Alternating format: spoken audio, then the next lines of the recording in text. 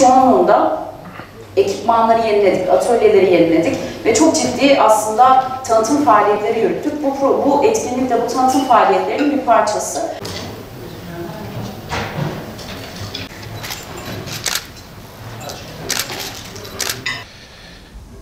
Gaziantep'in sahip olduğu sanayi potansiyeli bilindiği üzere ulusal ve uluslararası birçok yatırımcıya ve projeye ev sahipliği yapıyor. Bu durum kalifiye iş gücü ihtiyacını doğuruyor ve süreç bizleri okullarımıza kadar bir eylem planı ve bir strateji oluşturmaya itiyor. Ulusal anlamda bakanlığımızın, yerel anlamda müdürlüğümüzün çocuklarımızın daha kaliteli yetiştirilmesi için ve okul sonrası istihdamı ile ilgili projelerimiz ve işbirliklerimiz var. Mesleki ve teknik eğitimle ilgili olarak daha önce satın alma yoluyla yaptığımız birçok hizmeti artık meslek liselerimiz eliyle üretir hale geldik.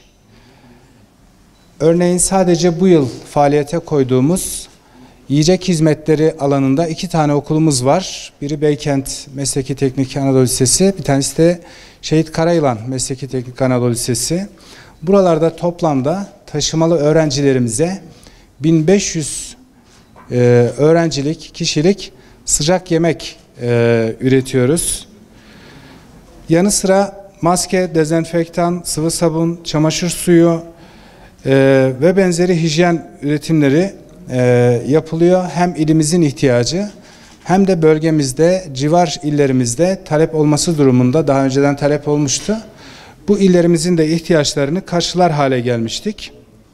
Bütün bu üretimlerimiz sayesinde ilimizde bir meslek lisemiz, Mehmet Rüştü Uzel Mesleki ve Teknik Lisemiz, Anadolu Lisemiz, üretimde Türkiye'de en çok üretim yapan, en çok gelir sağlayan 2. il oldu.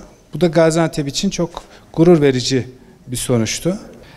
Farklı projeler kapsamında yine Mesleki Teknik Anadolu Lisesi öğrencilerine burs desteği sürekli olarak sağlanıyor. Kariyer planlamaları, girişimcilik, yatırımcılık, becerilerin geliştirilmesi, destekleyici atölyeler, eğitim içerikleri planlandı. Öğretmen, öğrenci, idareciler buralarda eğitimler alıyor. Bakanlığımızın meslek liseleriyle ilgili 1000 okulun iyileştirilmesi projesi vardı. İlimizden 26 okulumuzu biz bu projeye dahil ettik.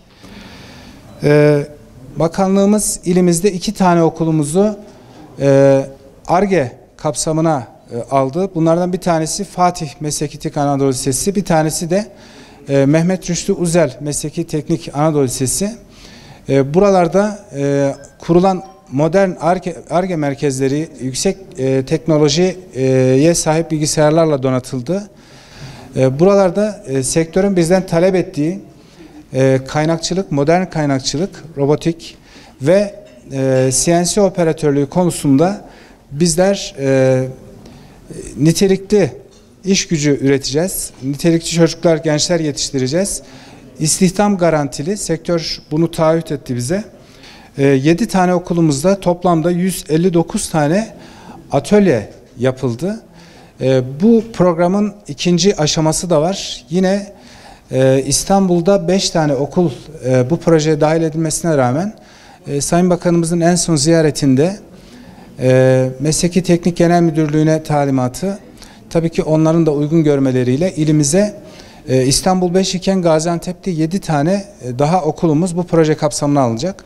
Bu da Gaziantep için çok güzel bir adım. Gaziantep bunu kaldırabilecek bir şehir. Çünkü sanayisi hakikaten 200 bin kişinin istihdam ettiği çok da bir alana sahip. Eğitim ortamlarının iyileştirilmesini, eğitime devamı arttıracak desteklerin verilmesi, mesleki ve teknik eğitimin sunduğu fırsatlar konusunda farkındalığın arttırılmasını amaçlamaktadır. Eğitim ortamlarının yapısı, bu ortamlarda verilen eğitimin niteliği açısından çok önemlidir. Daha donanımlı, çağdaş altyapıya sahip olan eğitim kurumları, eğitim ortamlarında eğitimin veriminin arttığı da bilinmektedir. SEVK projesi, yaparak öğrenmeyi temel alan, mesleki ve teknik eğitim alanında yürüttüğümüz ve yenilenme ve geliştirilme çabalarına önemli bir destek vermektedir.